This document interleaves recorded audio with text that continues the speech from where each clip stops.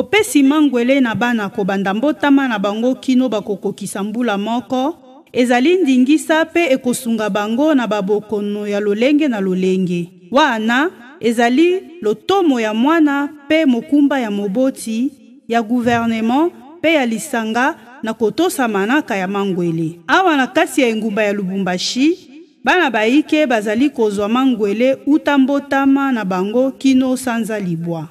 Maman Cécile azali moko ya baye balandelaka likambo litali mangwele tope vaccin na l'hôpital ya Jekamine. Le vaccin ou mangwele eza ba microbe ba atténuer yango virulence ce qui to tient dans zoto ya moto et stimuler fabrication ya anticorps pour zoto emi batela. Ba mangwele tozo pesa bana de 0 à 9 mois.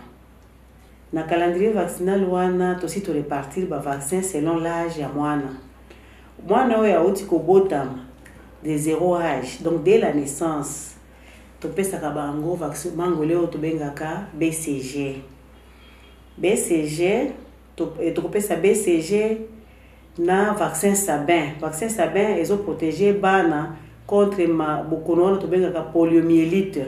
À partir il y a 1 mois na 2 semaines. To bandi série ya ba vaccin moko ezaka 3 doses. To bengaka ngo ditecoque. Donc eza mangwele ezo protéger bana contre la diphtérie, tétanos, coqueluche, méningite et hépatite B. Toza na we mosusu vaccin tozo benga rotavirus. Rotavirus eza vaccin o tozo pesa na bana pour to protéger banko contre ba diarrhée infantile. À 9 mois, mwana kozwa vaccin contre la rougeole et contre la fièvre jaune. Contre la fièvre jaune, vaccin to benga ngo vaccin anti-amaril, VAA. Mangwele yango ezali ya ofele. Vaccin gouvernement de Asia a sombeli déjà population na ye.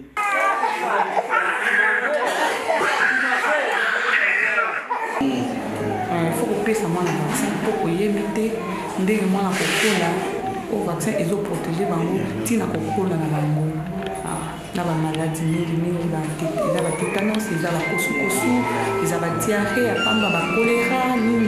Mais soki mwana azwaki vaccin wana aza deja na ba anticorps ya makasi pour ba maladie mosusu, épidémie mosusu ekozwa ete. Avant to pesa vaccin nyonso to expliquer bango l'importance ya mangwele wana. Pour atteindre importance vraiment na vaccin ya mwana. Na respectaka calendrier et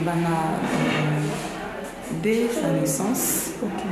Vaccin à soukané, vaccin à rougeole. Azozo à 3 mois, azozo à 6 mois, azozo à 9 mois.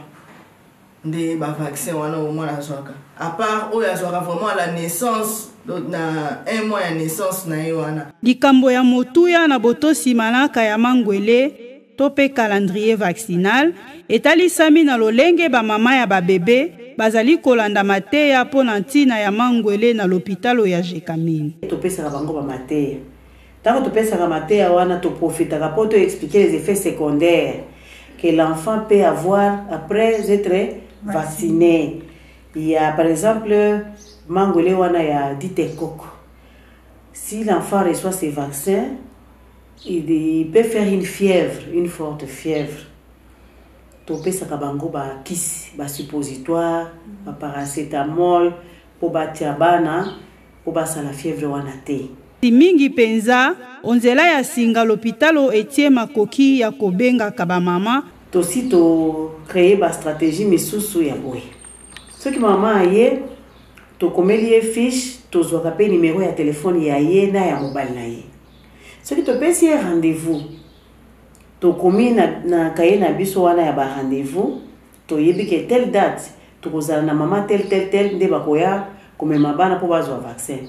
Soki parmi bango moko ayete to koyeba kaka. To kobengisa ye.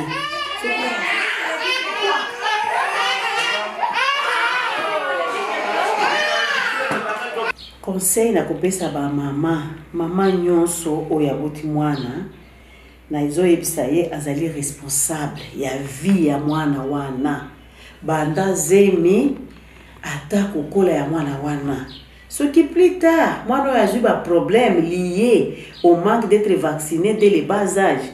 Et ça, la responsabilité à maman naye. Ba maman wana, ba mema bana ici à ma centre de santé, pour bana bazwa mangwele, pour ba se protéger, pour bana bazwa la immuniser. Au moins ce qui moi naza immuniser té, aza danger pour naye moko et puis danger pour son entourage.